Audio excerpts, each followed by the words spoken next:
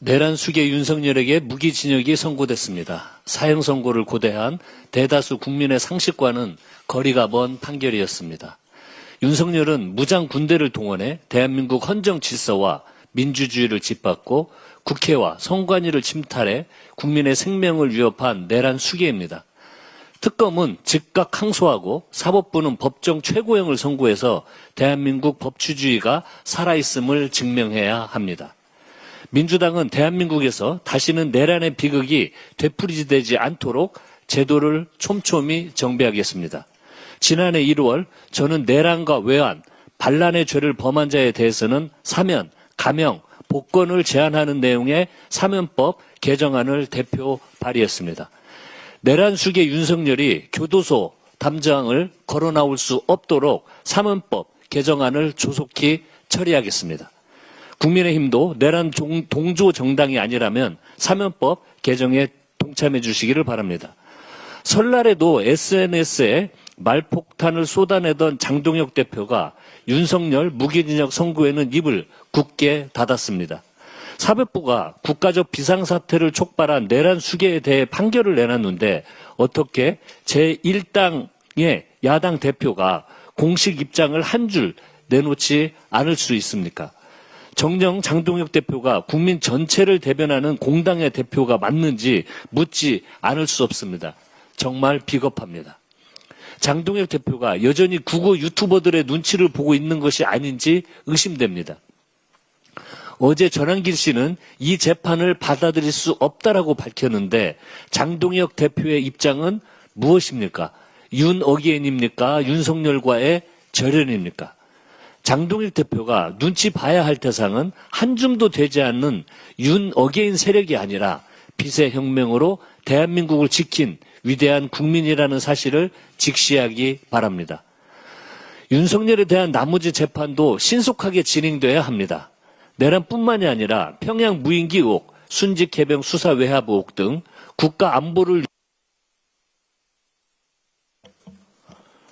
혼란에 몰아넣은 죄 또한 가볍지 않습니다. 무엇보다 법원은 윤석열의 공직선거법과 정치자금법 위반 혐의에 대해 조속한 판결을 내놔야 합니다.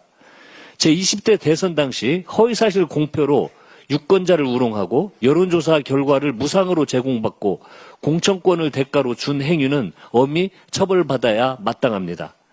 만약 해당 혐의에 대해 벌금 100만 원 이상의 형이 확정된다면 국민의힘은 보전받은 선거비용 전액을 반환해야 할 것입니다.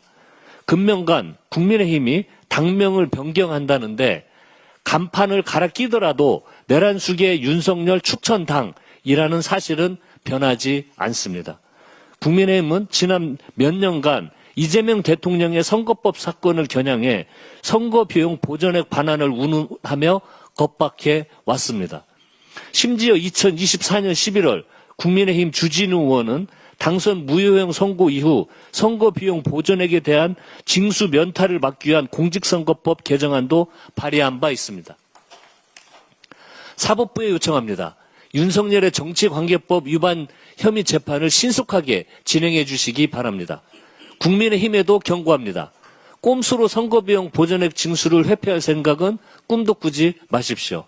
만약 윤석열에게 당선 무효형 이상의 형이 확정된다면 민주당은 국민의힘이 반환해야 할 혈세 397억 원을 신속하게 국고로 돌려놓겠습니다. 장동혁 국민의힘 대표의 막말 행진의 끝이 보이지 않습니다. 노모까지 끌어들인 허위 주장에 대한 사과는 끝내 없었습니다.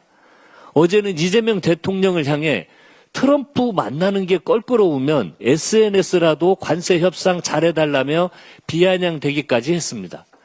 이재명 대통령과의 회동을 일방적으로 취소한 것도 대미투자 특위를 파행시킨 것도 국민의 힘입니다. 적반하장도 이 정도면 병 아닙니까?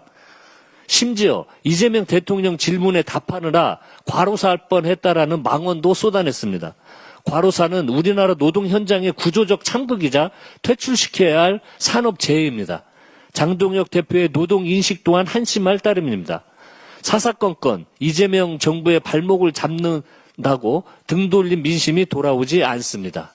이제라도 국민 앞에 석고대죄하고 이재명 정부의 대한민국 대전환에 협조하시기를 바랍니다. 이상입니다.